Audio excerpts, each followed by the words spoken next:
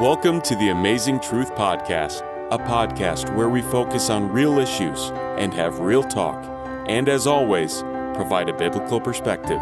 We hope that you will be blessed as you listen.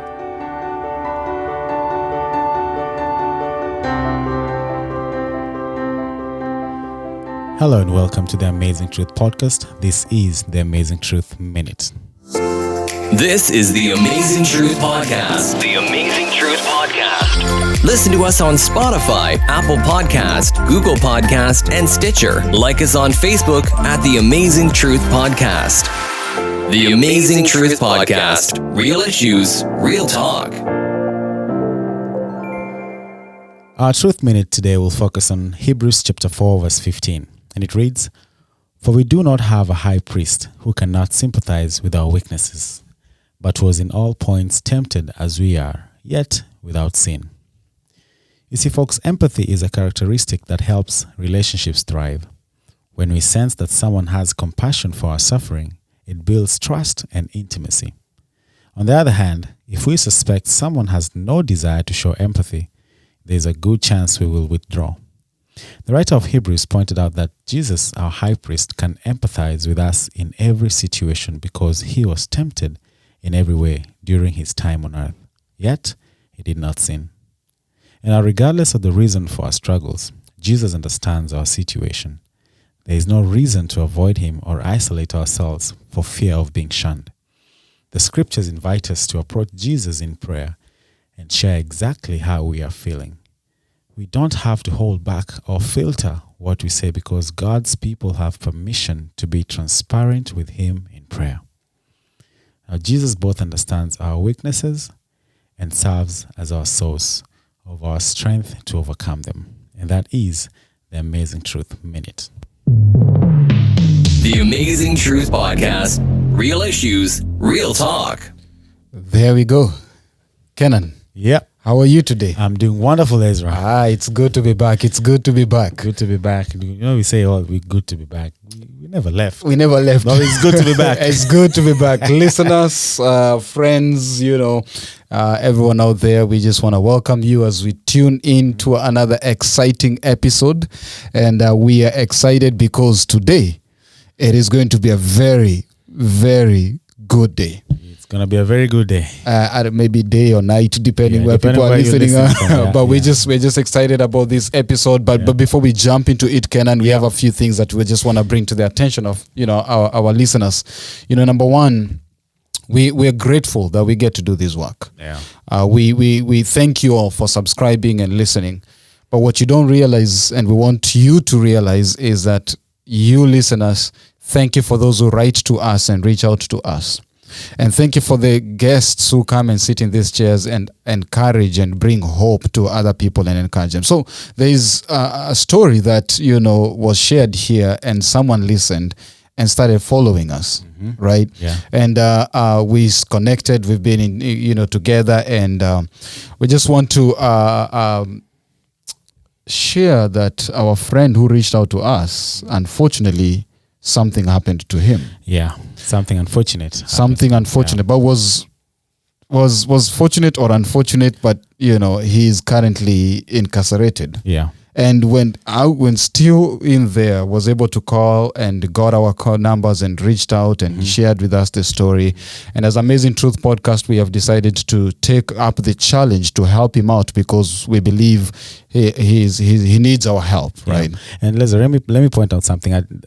He was on a journey, and he still is on a journey to better himself. Yes. And as we know, circumstances sometimes when you're trying to go up, the devil wants to bring you down. So this is one of those unfortunate circumstances where he got a bump in his journey. Yes. And so we are coming here to say we want to help him out. Yes. He is currently detained. He has no family support system. He doesn't know any person who can help him out. So we have a friend who has agreed to, donate towards helping get a lawyer, right? Yes. And so we are excited that we are halfway there to get our friend out, right? Yes. So and the friend said that, hey, I'm going to give $750 and somebody needs to match that up so that we can get this gentleman out. So, Kenan. Yeah, God works in mysterious ways. We didn't know. We just shared this to them. They listened to them, say, okay, I'm ready. I'm ready. Yeah. I have $750 that I want to donate. So, but on condition. Yes. She said it was a condition. A condition. That it has to be matched.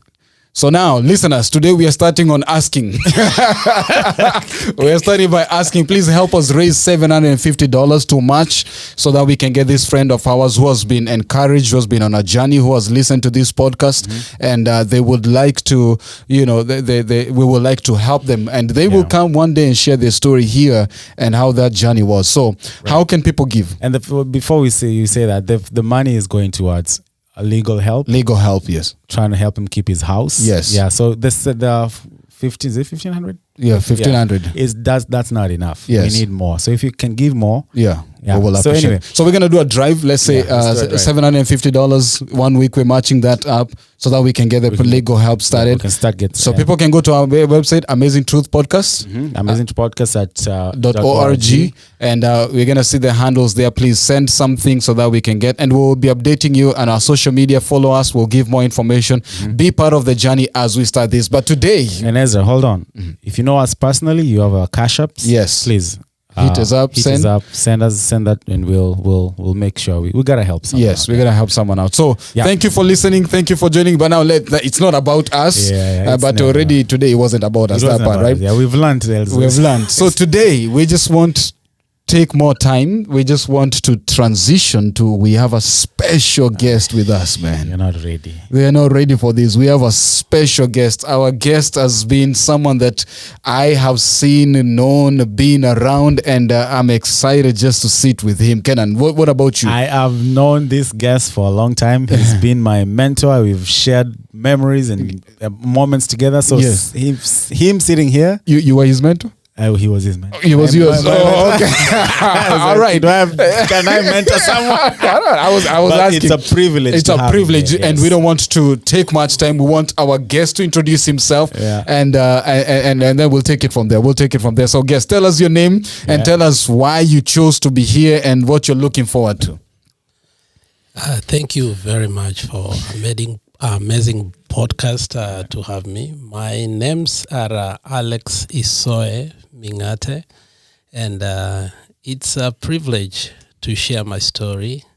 And actually it was last Sabbath, and me and Kenan were in a situation where we were trying to help our friend, and I looked at Kenan on his face and I said, you don't like me. And I asked him, why? Then he asked me why, as he said, and I said, because you've never invited me to share my story. He was shocked. He said, Alex, I like you. Actually, I love you as my brother. Nice. And I told him, I know that. Then he invited me so that I could share my story. That's how I am here today. Yeah, and I explained to Alex. I told him, Alex, I've known you, but I'm a professional as well. Yes. So I don't want to ask and trigger you. So I did not know where he was at mentally. But then we spent time together and we unpacked a few things with him. And I said, why not? Why let's just come and share. Thank you, Alex. Yes. Thank you, Kenan. Yeah. That day, thank you for reasoning well that day. I did. That was good. Thank you. But I want to say this to the listeners. You see, it is a beautiful thing. You have a story you want to tell. We don't know if you're ready and you want to tell. So be like Alex. Thank you, Alex, for just being straightforward and saying, hey, I need to share my story, and this is what we keep on telling our listeners. You have a story to tell. It is yours. And so we are excited that Alex challenged you, challenged us, and here we are today for our session. So let's jump into it again. Yeah, let's go into it. So we don't want to say who is Alex, because we'll sit here for forever. Yeah. Yes. So Alex, what do you want? What story do you want to share with us? Yes.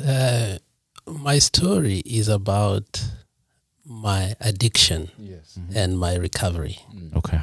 And that's why I am here today. I want to share my story to those who are struggling, those who have been labeled as alcoholists, those who have been labeled as abusers, but I call them people who are struggling. So I'm here to share my story about struggling, and that's why I'm here. Okay. Man, Yeah. Kenan, This is gonna be. it's very encouraging to hear someone say, I want to share my struggle. Usually everybody strives to hide their struggle, you know. So Alex, you were not born struggling, right? I want to presume. We don't know. But so tell us a little bit, where were you born? How did you end up here? And, you know, let's first get to know Alex before we jump to the struggles, Yeah, right? yeah. So tell us a little bit about your background, where you're born, how you found yourself in this country, how that journey was, as we dive deep into this. Yeah, that question I've been asked several times. Give us your preview about life. And many times I didn't consider to look back and truly know who I was. Until one day I sat down and asked myself, this question keep on coming over and over. Every time I go to the rehab, in the hospital, or in a new place, somebody want to get acquainted with me. They ask me, give us your preview. And actually, I set a moment to sit down, and at one particular time, I realized who I was. My name is Alex. I was born and raised in Kenya, more particularly in Nyanza province. And I was privileged to be raised by two parents. Both of them were working. And it was rare in those days to find that you wake up and you realize you are born. You have a fence wall, you have a fridge in the house, you have a phone in the house, you have a car in the parking. So I can say I was born in privilege without my notice. And it came later on to realize, after I came to know there were people who were truly struggling with poverty. So I was born in a privileged family. But above all, I was also born in a privilege of being an Adventist. My parents, both of them were Adventist, and from the maternal side, they had donated a plot to the church. So I was also born being a very staunch Adventist. So that is my background, where I was born and how I was raised. So you were raised an Adventist. You were raised in a well-to-do home. Privileged. Let's use the word privileged. Privileged, yeah. Okay. Yes. And then when you realized that there's other people who are not privileged, did that change your mind, how you look at life, or how did that change your outlook? As a kid, you still do not grasp what poverty is.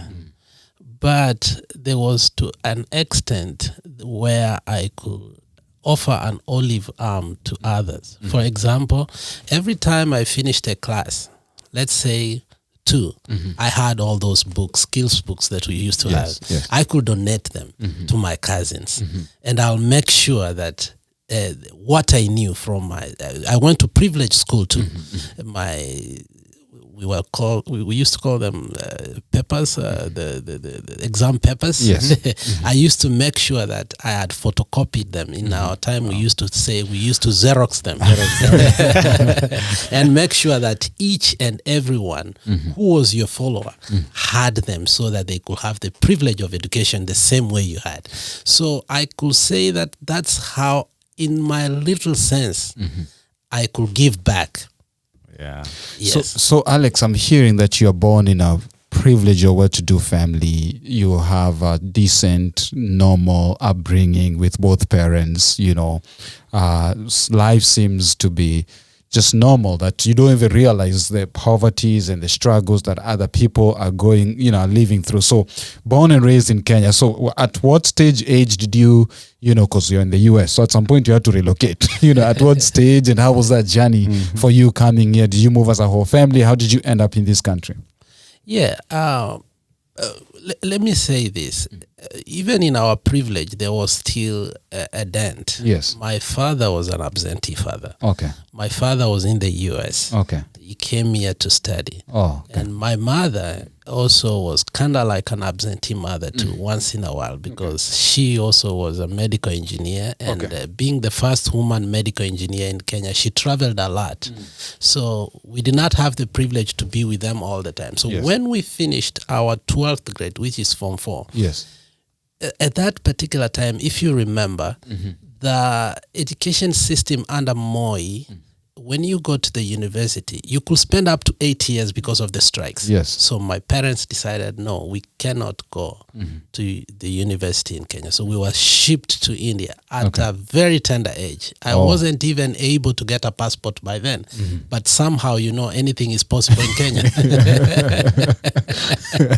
So we were able to go to India. And then from India, and that's when we were petitioned, and our parents brought us to this country. And that was in 1999. When you moved to India, did you go with your parents or just you siblings? The two of us, me and my elder sister. So my younger sister. So for the record, we are 3 in our family. Okay. So 2 girls and 1 boy. I'm the only son. All right. So nice. So I like what I'm here. I mean, just to recap, you have both parents, but they're working very hard to provide. Mom is traveling, she's doing the best, and dad is in the US, came to study.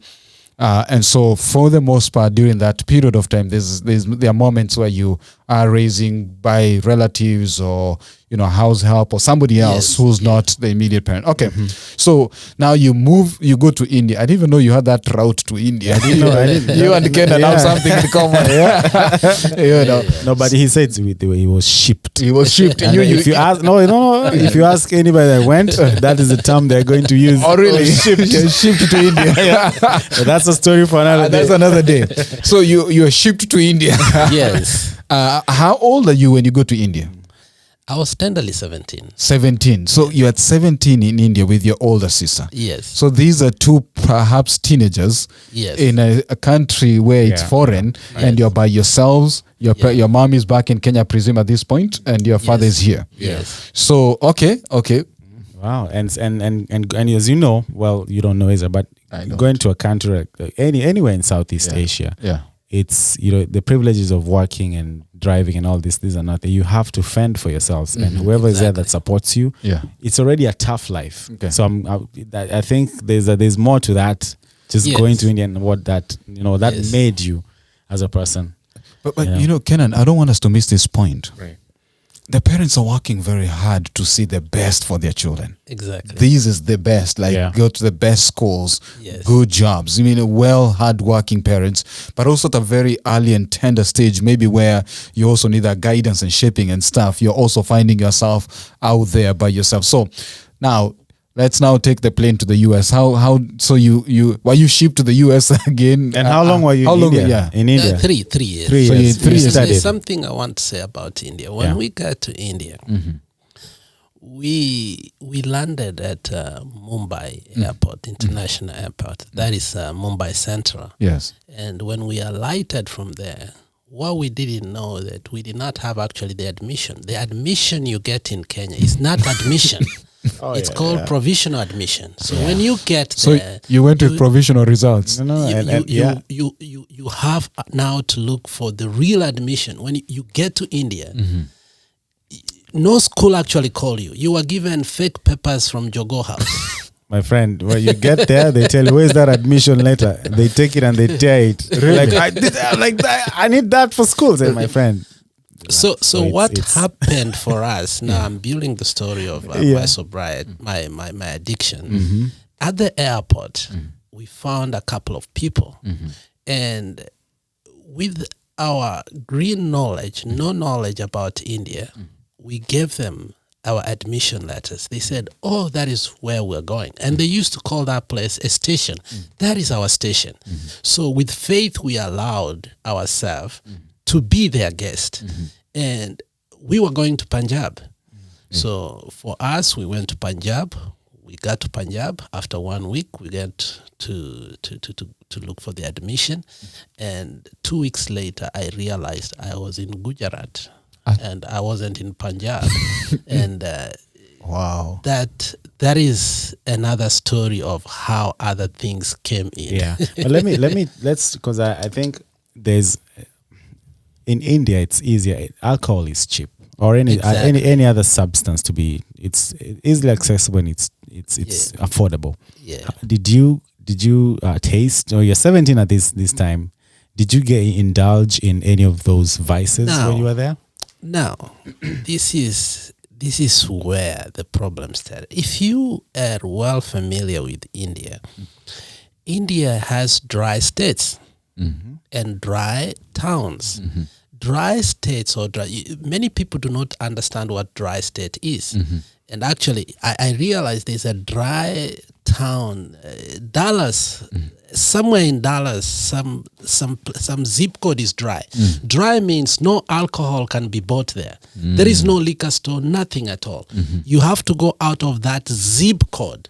So Gujarati was a dry state. There was no alcohol.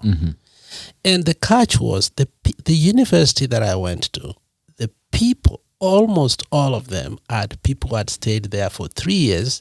They had finished their undergrad. They were doing their law degrees, and therefore they had stayed there for long. And since they had stayed there for long, it means that they knew everything about India. So the thing is, living in Gujarat, you could not drink. So if you wanted to drink, you had to go to Daman and Diu. So we were looking forward for every weekend to go to Daman and Diu. Not that we were drunkards, but we followed the older generation just to the crowd. get out of Valsad or Baroda or Ahmedabad, just to go somewhere that people are allowed to wear a skirt, drink, or a nightclub. So that's how my journey of drinking started, because we could come as a crowd, travel together to Daman and Diu, and knowingly, that is how I got hooked to that. And you had a lot, and you have a lot of time. You have Exactly. School is just maybe 4 hours, and then the 4 rest of hours. the day you have time. So that's, Especially summers. especially summer. So what I'm hearing is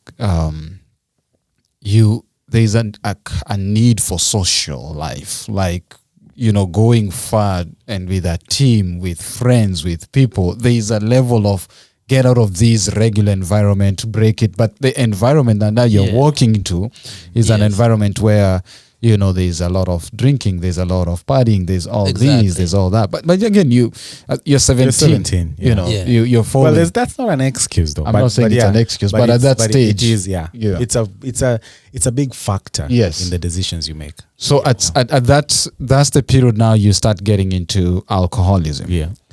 That's the first time I basically sat down, and I had tested alcohol before, but that is you test it and you don't even swallow it. Yes. Because the test is foreign. Yes. And you just puke it away. Yeah. But I remember, the funny part of it, the all over the world, their beers are standard, almost standard. But in India, their beers are very huge. Like Kingfisher is a big beer. So we sat down there, and I managed to finish my first Kingfisher. It was so big, and I couldn't imagine. But I don't know how I came back.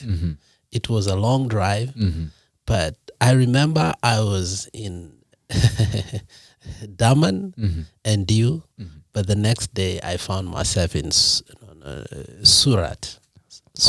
Wow. Yeah. So ideally, your journey for this story starts in India. That's really where you find yourself. But again, you've gone there at a young stage. You're with your sister. You thought you're going to Punjab, and then you find yourself in Gujarat. Gujarat. Yeah. I'm learning those names. Get Gujarat, it right? Get it right. All right. So now, let's now fast forward how you reroute to the US. So you're there for 3 years. Yes. Then you come to the US now. How was that journey? How was the transition? How does that happen? It was a tough transition. Did you go back to Kenya or Yes. okay? Yes, and I want to thank my aunt Margaret Bruchara so much for making that transition easier. And we had to go back. If you have been petitioned you have to go back to your mother country. Okay. So it meant that we had to go back to Kenya. Going to Kenya, both parents were not there. And Margaret Bruchera was our host. So through her help, she helped us. And we... So at this found stage, ourselves. you're 20. Around Yes. at And this stage. did you have any expectations of the States? No, really. First and foremost, I didn't want to come this place.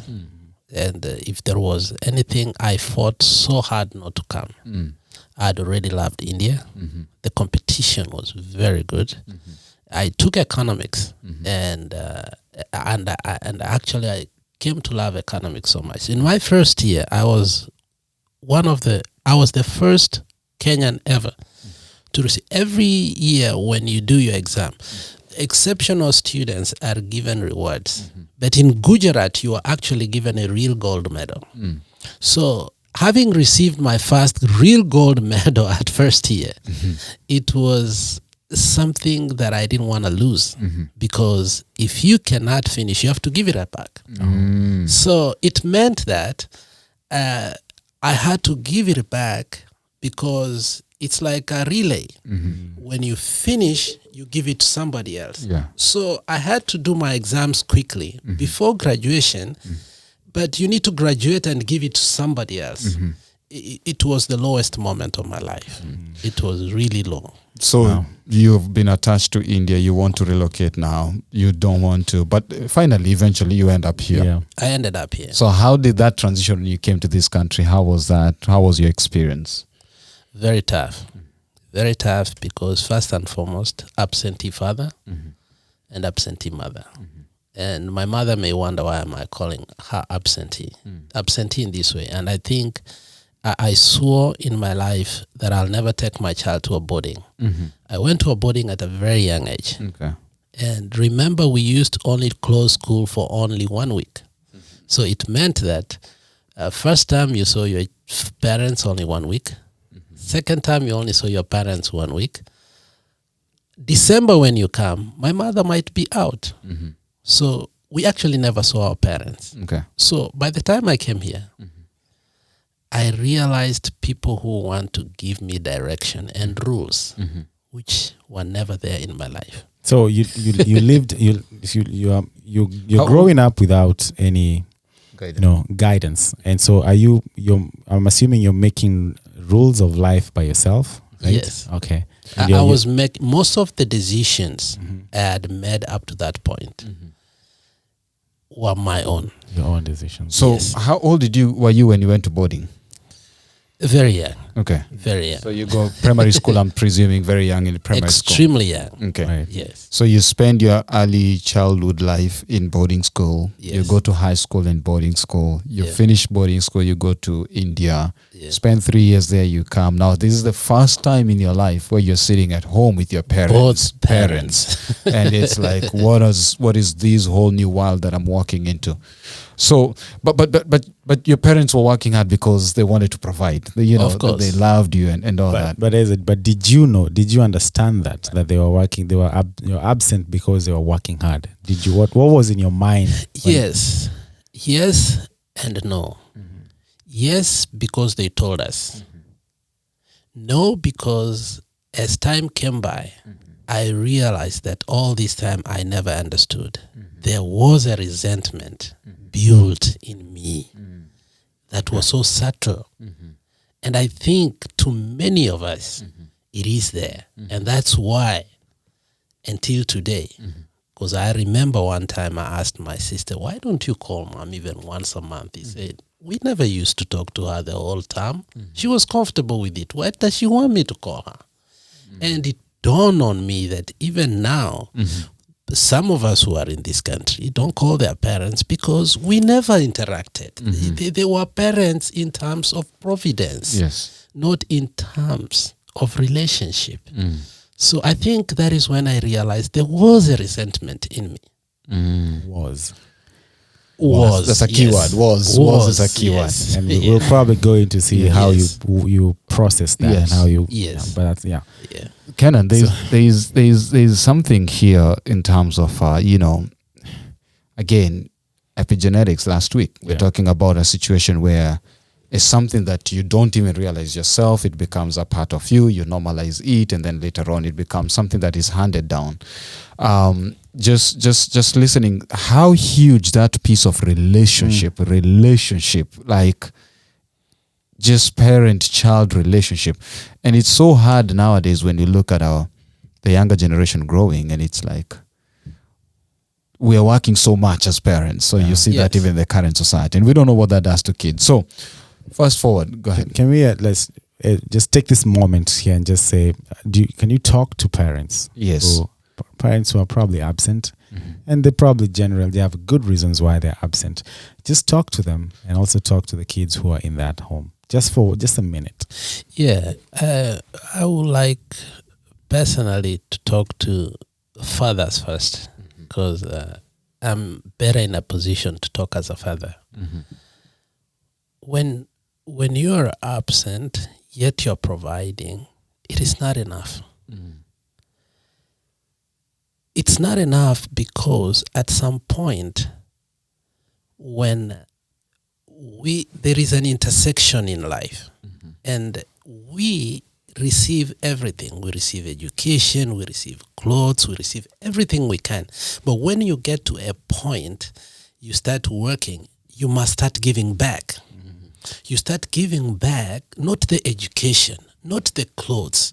You start giving back the mentorship of raising somebody, how they can become a man or a woman or somebody of value in the society. Then you realize you're bankrupt of that.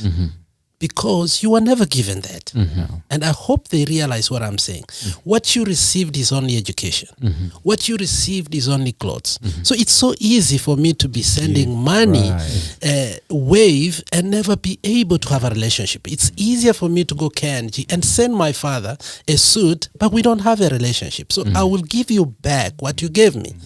Therefore, but if you gave me a relationship, I will give you back that relationship.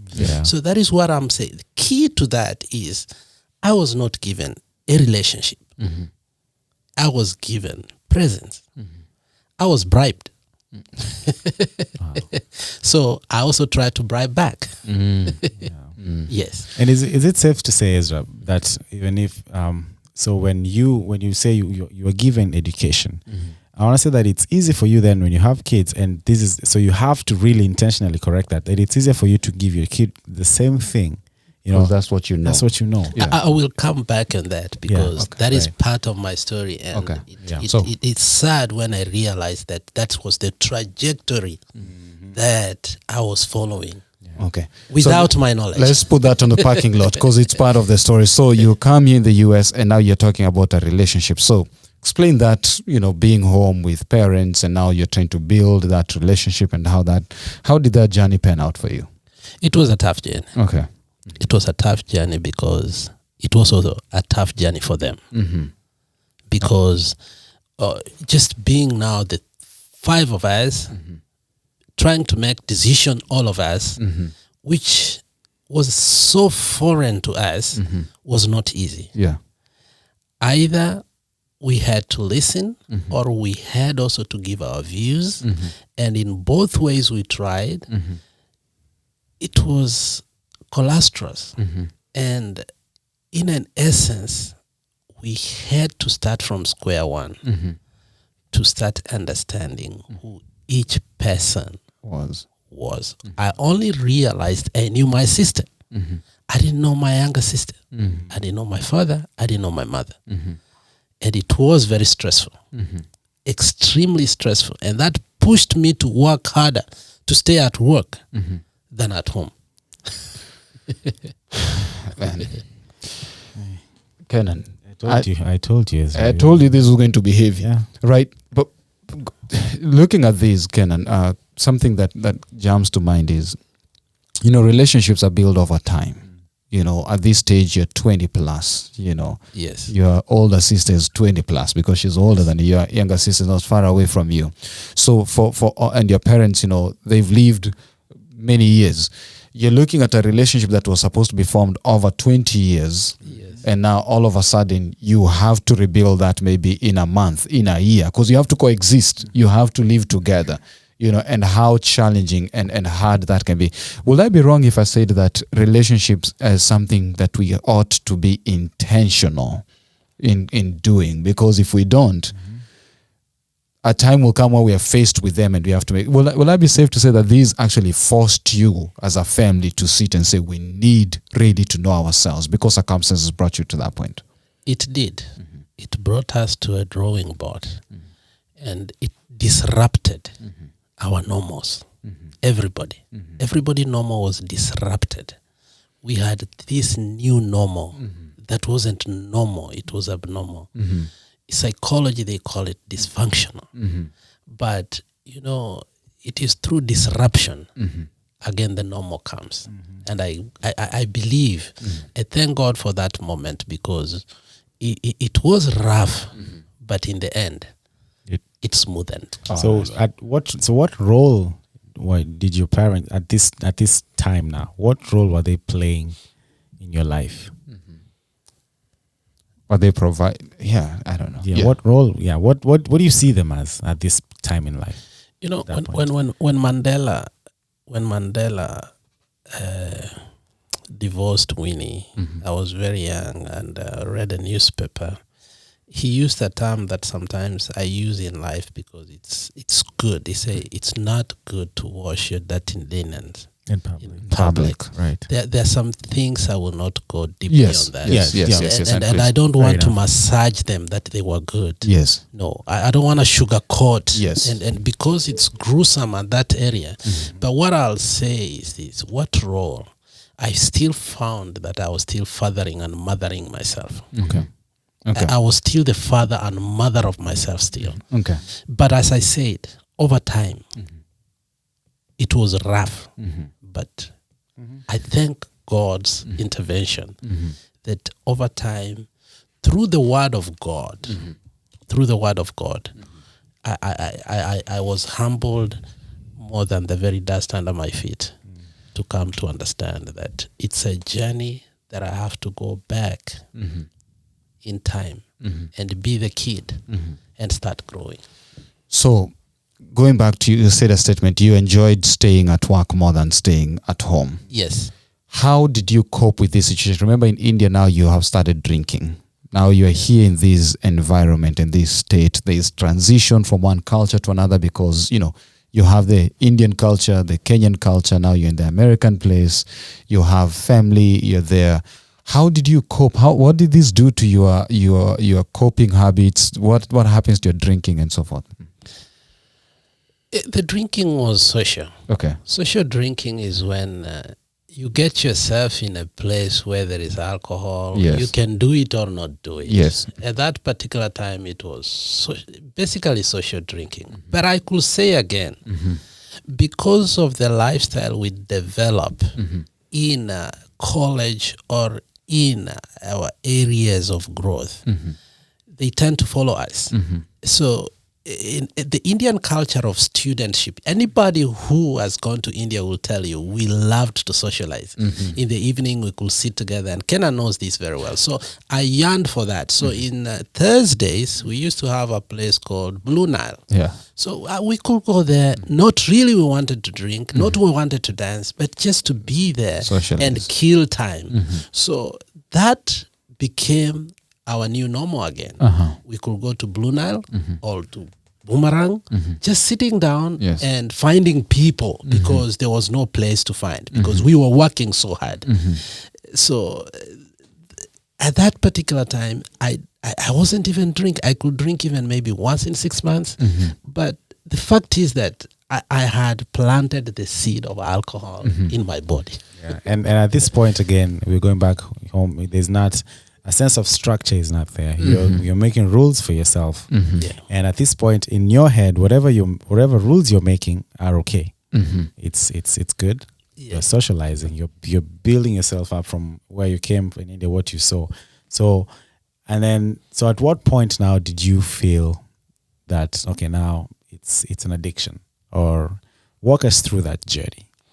Now,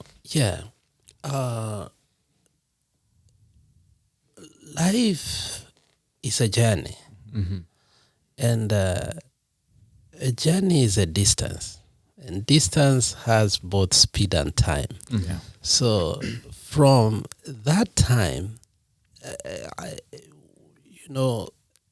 marriage came in, which was also a wrong decision. And married, and now we're talking about now when did the addiction kick in? The addiction kicked in 2015. 2015, something unimaginable happened to me. My father having been an absentee father, I had married, I had 3 kids. I swore that I'll give my kids what I was never given. Without realizing, I was giving my kids only education and the things and everything. And I was still working very hard. And I went back home to my cousin's wedding. When I came back, there was a change of behavior in my children. I realized it, but I didn't question it. I said maybe it's because I stayed longer, maybe it was about a month. That morning when I took them to school, I realized they had not cleaned their bags, they had not done their homework, had received a lot of emails from school and everything. As we were going to school, I stopped the car on the side, cleaned up their bags. They had rotten apples and mangoes and bananas in their bags. And I told them that when you come in the evening, all of you will see me. This is not the way to grow. And fortunately, that statement was not the right statement a father should make. And I left them at school. They were very afraid. This time they were in a Rono school district. I came back home. I realized my son was not going to school that day. Because I had jet lag, I went to the basement. I wanted to sleep for 3 hours before I could go and do some of the few things I was doing too. At that time, I was running a trucking business. When I went to the basement, there was a big bang on my knock. I realized it's child protection and the police. They came and they told me they had taken my kids. And the journey of the 3 months that my kids were not there was unimaginable. This is the time I realized that I was addicted to my children. Without them in the house was big and hollow and traumatizing. Every time I left to work, I came home, I developed insomnia, my appetite went, and I tried everything I could while still fighting to bring them. At this particular time, anybody who has gone through child protection, they will tell you that they will take you to many classes, mental evaluation, psychological evaluation, parenthood class, all these things. I did everything I can, but still they never gave the children back to me. So hitting the 3rd month, insomnia had kicked to the 3rd month, and my eyes were so red. I hadn't slept for 2 months, and I was so fatigued, I just yearned to sleep. Anything that could make me sleep by that particular time, I was desperate to take. I went to the hospital, talked with the doctor. I didn't know that I was supposed to see a psychologist, maybe a psychiatrist, but I just went to the normal doctor. They just told me, just take Benadryl. At that particular time, I was taking 10 Benadryls and nothing was happening. And one day I was passing by Maple Plain. I saw this big liquor store. I said, maybe if I drink, I will sleep. Anytime I used to drink, I slept very well. Maybe I should. I went there. I grabbed a vodka. Anything that was faster and close to to the counter and went home, slept like a baby, woke up, I had appetite, and I found my solution. Wow. So this far, you're socially drinking. This far, you're just enjoying company. You're going for social Yes. and stuff. But there's a bump on the road, in your journey Yes. that just seems to be like now the journey to addiction, the struggle. You say the struggle. I want to use the right terminology here. Yeah. Starts. Kenan, what are you hearing? What stands out? What stands out, I just wrote it down. When you say you found your solution, really you found a problem, but Yes. you solved one part of Yes. which is the sleep. Yes. You woke up the next day, your kids were not there. They were not there. You woke up the next day, They were not kids there. were not there. Yes. So that's a loaded statement when you say you found your solution. And many people do that. Many people say that. In my line of work, I've said that drinking helps me. But does it really help you? So- That's not a question. yeah, that's just we- a sentence. That's yes, it's a solution, but really it's a problem. Yeah. So our time is running. Let me also ask this question for us to unpack as we start winding part one. Guys, you don't want to miss. We're just building up to the story. We haven't even gone into the specific what it does what alcohol does to Alex eventually. Now, parenting. You've mentioned parenting throughout your journey. Your parents were working hard. You were raising yourself. Now you're a parent. Yes. And boom, here's the situation. Do you think your upbringing contributed to even how you spoke to your children, your experience to a point that it actually got you to that space and that place? It did. It did. I was playing the tape back. And it's hard, it's easy to be honest with somebody. It's really hard to be honest with yourself.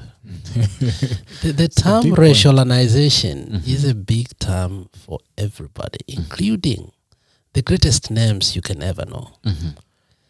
But deep, everybody knows this, and both of you know this, that before you sleep at night, you know where you lied to yourself. You will never lie to yourself twice. You may have lied to yourself once, but you really know where you lied to yourself. Before you sleep, you know the truth. Yeah, that's true. That's true. Yeah. So at that particular time, I came and I realized, okay, I think I was never prepared enough to be a parent. And maybe I shouldn't be a parent. But looking at my background and my upbringing, at this point, I'll say I over-tried and I did more than I should have done, because the way I mentored the kids, it was through sheer luck, through the grace of God. I can say God was walking with me and patting and telling me what to do. Otherwise, it would have been worse. Yeah. So, Kenan, we go back to this point that we keep on talking, that you have to take care of yourself so that to be able to take care of someone else, whether it's your spouse or your children and stuff. And it's very easy for us to be caught up with living life, but not realizing that there are things that are broken in our lives that we need to actually get help. Right. So, listeners, as you're listening, Alex's story, it's this could be you. There are things in your life that you need to pause and then listen and ask yourself. There's something that is bothering you. Pain in, pain out, they say. Whatever you have is what you can give. So, take time to think. Yeah. Process, ask yourself tough questions, understand that all of us carry some level of trauma, some level of brokenness, and how do we deal with it? Kenan, Yeah. want to wind up, but what do you have to say as we're building to this? I think man, I mean, for me, I'm stuck where the absentee parents, and then you're here. And then that what struck me is like you're absent from your kids, and I can only imagine what that is doing to you, how broken you are, how helpless you are. And again, I just want to thank you for sharing that. I mean, I can only imagine that. And it's powerful that what you are afraid of is actually what you're facing. And when we talked Saturday, you told me you're not fear. I want to ask you, are you ready to share this, Alex? What you told me that you're not fearful. The 3 things that you are afraid of in life have already happened to you.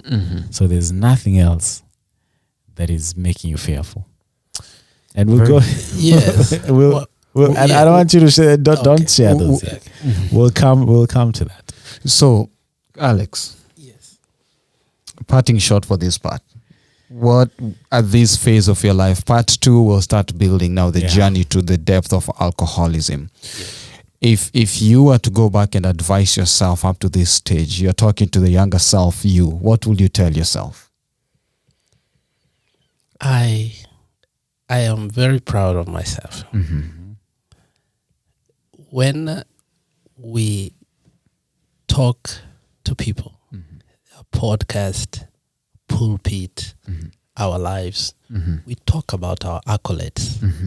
Little do we talk about our failure. Yeah. Powerful statement. Failure feeds success. Yeah. No man who has ever truly succeeded, and I want you to put this bold and in italic, truly succeeded, who never failed. The ground you fall under, the harder it is, the better, for it is a stronger foundation. It's powerful. So man. This is up deep, to man. that, Can you repeat? Can you repeat that? Pause. Just rewind that. Bring it now again.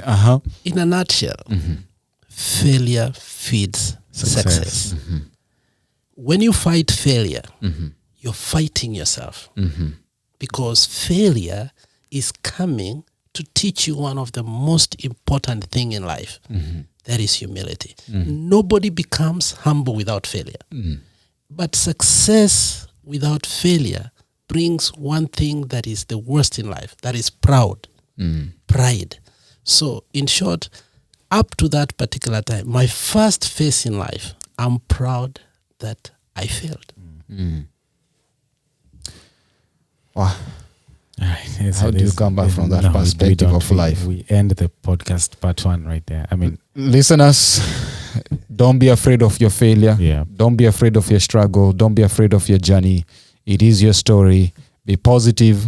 Put your head up. Think through it. And the storms of life will not assail you forever. At some point, the rain will stop beating you hard.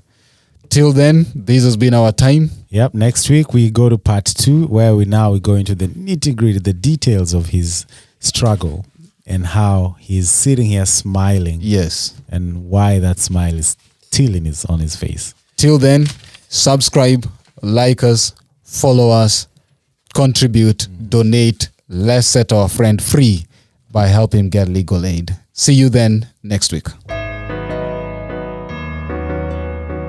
Thank you for listening to this episode of the Amazing Truth Podcast. We hope you were blessed as you listened. Don't forget to share, like, and subscribe. God bless you, and see you on the next one.